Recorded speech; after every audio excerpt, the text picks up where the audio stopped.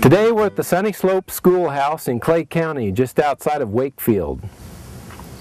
This school was built in the late 1800s out of native limestone here in the Flint Hills. And I'm going to catch up with some of the students who actually went to school here and find out what it was like to go to school in an old-time one-room country schoolhouse. So was this building pretty much set up the way it is, or? Oh yeah, just like it is. Okay. Put the seats on runners, but so you could move them, but they used to be fastened right to the floor. It was pretty much the way you see it then. Yeah, double seats was on this side, single seats was over there, and then there was littler double seats clear along the wall. But this is the way it looked when you went to school here. This is the way it looked. It's a different stove, and piano's in a different place, but do you think you'd fit in the seat now? I don't know. This was my husband, Lloyd Erickson. He went to school here, and I was a one-room country school teacher for 4 years. This was a typical one-room school, except it was larger than many. They had a stove in the middle, and in the winter, sometimes it was cold and the drafts came in the windows, and the pupils gathered around the stove to study because it was cold. when she started the school, they had a dugout up here along the top of this hill in the pasture back up there, and that's where they went to school with. Oh, my darn. And then they built this schoolhouse. She went to school here, my dad went to school here, and I went to school here, and my kids went to school here. Schools were built so any child could walk to school. I think this was the idea, because they were a mile and a half, or, you know, not on every section, but it would be possible for people to get to school. I wonder if you could kind of describe a school day for me. What a typical day would be like. What time did things start, and how did your day begin? And Well, school started at 9 o'clock. And you'd start out with saying the flag salute, singing either America the Beautiful, America, or the Star Spangled Banner, and say the Lord's Prayer.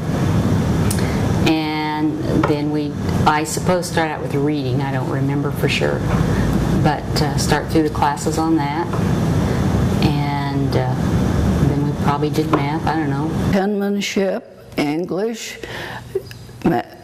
arithmetic, geography, art, music, and agriculture we taught.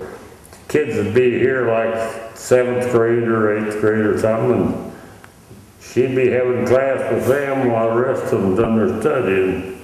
I see. And I wondered how does that work when she's teaching all the different grades? I don't know, it seemed to work all right.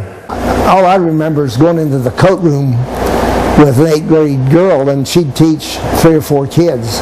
She'd have like a 1st grader and a 2nd grader and a 3rd grader, and she taught us. You know, teachers didn't have time for everybody. I started when I was 5 and graduated from grade school when I was 12, because I took the 2nd and 3rd grade together, which was not too unusual. Organizing 8 grades of kids and keeping everybody engaged.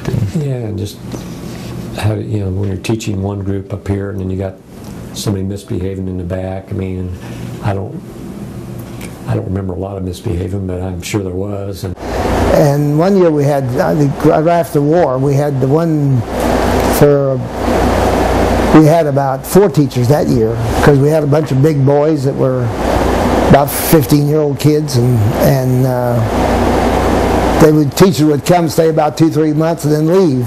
Scare them away. Scare them away, yeah. So we had a recess in the morning, and then come back in, and then we'd have lunch, and I think that was 12. But we had like an hour, as I remember it, from 12 to 1 was our lunch and recess, which must have been fantastic. That's a long time. Yeah, that is. We had a great big old merry-go-round. Okay. And the little kids, say the 5th graders on down, would push the merry-go-round around and around. Then we'd tie had about a 20-foot, 30-foot rope, and we'd tie a bag on the end. And the big boys would try to board this merry-go-round as we was pushing it with this sack out there flying around, you know.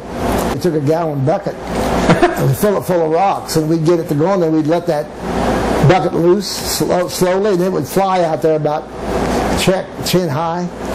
And these big boys, the 8th graders, 7th, 8th graders, would try to board the merry-go-round.